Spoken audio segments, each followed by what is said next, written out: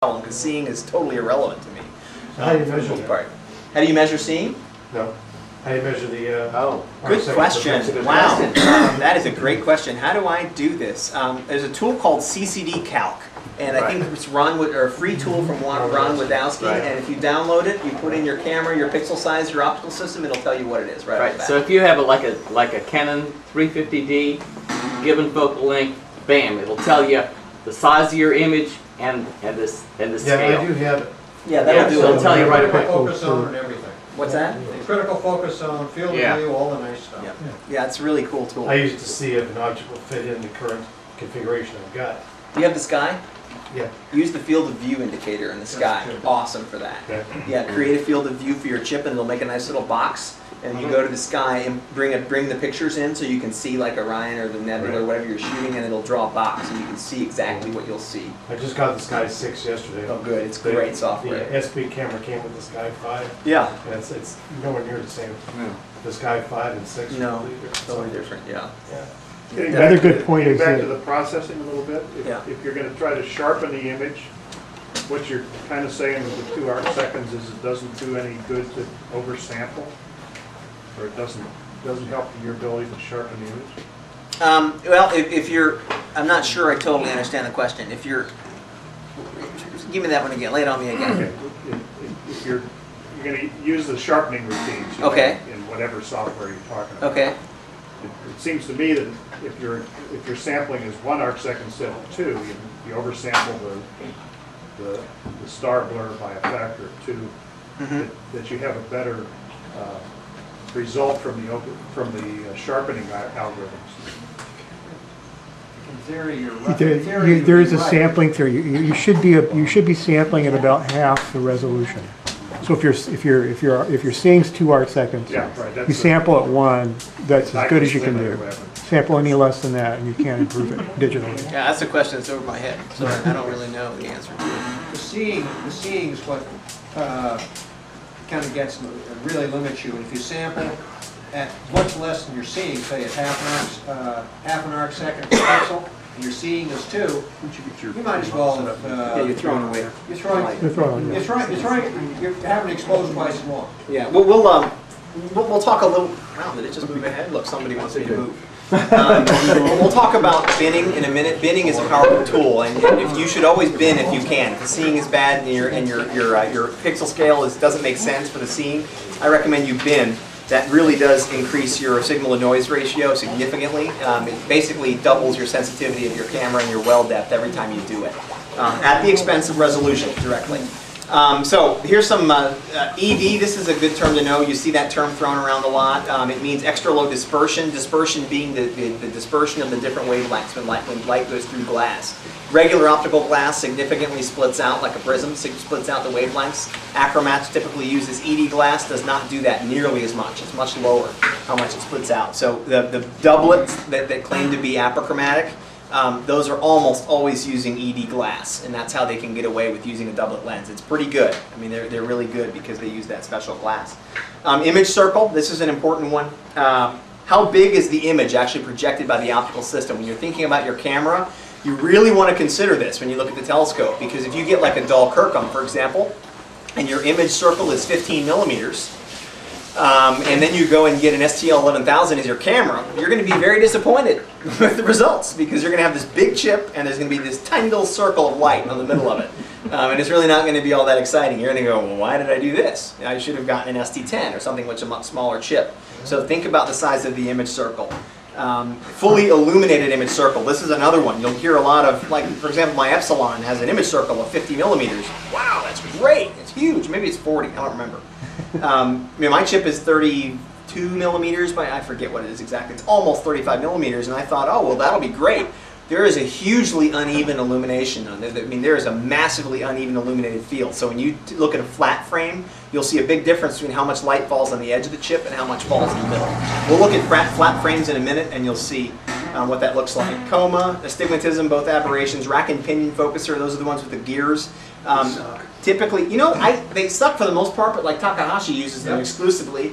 And it's one of the things I hate about my Epsilon. Go figure. Great for focusers. Trying to focus. You will really have a hard time. Drive me nuts. It does drive me nuts. On my 10-inch, I had a C10, which is very similar to yours, the 10-inch version of yours. And I can give you some tips. Lock things. There's some adjustment screws you can mess with that you should talk about. Is there things you can do to make your life easier? You can build a rack and pinion that works beautifully. It can be done, sure. The one on the 4-inch tack focuser, Yeah. the rack and pinion, and that thing is fantastic. Yeah. They kind of messed up on the Epsilon focuser. It's not that good. So some different types of digital cameras that are out there. Web cameras, no comment. These are the LPIs, things like that. Great for planetary, not so good for deep sky, but certainly people have done some amazing things with webcams. DSLR is probably the most popular. Big chips in them. Single shot color, which is a big bonus for a beginner. Believe me, when I first started with my STL, I was like, oh my god, color combining? What? It was a big learning curve for me to get over. If you're a beginner, one-shot color is the way to go. Dedicated CCDs. They, by the way, are coming out with some new dedicated cooled CCDs that use DSLR chips, some CMOS technology and CCDs that are coming out of DSLRs. I think, is it Starlight? Or no. Yeah, Starlight Express. They have some really neat cameras that are, one-shot color, cooled, and they're using these DSLR chips in them, and I've seen some really amazing results with those, and they're much less expensive than the dedicated, like the S-Big series cameras for the most part. Something to think about. I've never used one, so I can't really comment on it, but it's something to think about. One-shot color or monochrome, some of the big considerations. Let's talk for a minute about how a one-shot color, and this is going to be a little bit of a discussion. How do you get one-shot color out of a CCD or a CMOS camera? There's only one way that I'm aware. There's a couple ways you can do it. One is you can throw a prism in front and split out your red, green, and blue light and have those hit different CCDs. And if you've ever seen the 3 CCD video cameras, that's what they're doing. They have a prism, red goes one way, blue goes one way, green goes the other way, and they've got a chip sitting there listening for each of the light, and then it combines them and gives you a color image out the other end. That's not how cameras work, point-and-shoot cameras work, obviously. Those have a Bayer matrix over top of the chip. So they produce a chip, which is monochrome, which has no filters of any kind, it's just grayscale. By the way, think about it. A pixel is just a light bucket. 1 electron, 2 electrons, 3 electrons, 4 electrons. How many photons hit me? How many electrons do I have? That's a signal. That's a gray image. That's it. That's all they do. They don't know red, green, blue. It's like the Hubble, right? Yeah, they have no idea. Red, green, blue, what the hell's that? They don't know. All they do is count photons that come in. So the way that you produce a color image is that you actually take a printer and you print little ink filters over your pixels. And they do that after they come off the fabrication line. They print those Bayer matrix right on. And what that is every block of 4 pixels has a green filter, a red filter, and a blue filter printed right on it. And the reason green is more prevalent is that our eyes are very sensitive to green. So when we look at things, we're very green sensitive creatures. And if you did red, red, blue, green, the color balance wouldn't be right for us. So it just works out well. For the most part, you see green, green, red, blue is the color balance. Have you ever wondered why your astro photos with your DSLRs have that greenish tinge to them, that annoying greenish tinge? Now you know. It's because the Bayer matrix is heavy on the green. So that's how you produce a color image. Now, there's some significant downsides to this. The real downside is that most people don't realize is that you're losing massive resolution with a one-shot color camera. If you have a 16 megapixel camera, you're not really getting 16 megapixels worth of resolution. It looks like you are, but what the camera is doing is they have some really cool algorithms for making it look like you're getting 16 megapixels of resolution, but you're really not. Because it takes the value of those 4 pixels, combines them, and says, here's my color value.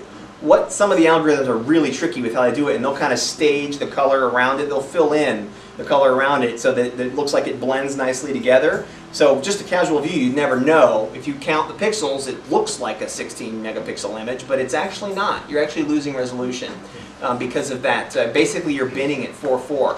That's why if you take a hydrogen alpha filter and put it in front of like your one-shot color DSLR camera, people will say you see significantly lost resolution, and the reason for that is that you're putting something in there that only allows in a wavelength that can go through the red filters of your camera. Your green filters, your blue filters, they're useless. Those pixels are out of commission. You've got 1 pixel in 4 that are now able to see any light when you put that filter in front of your camera. So what you're going to get is a significantly reduced signal.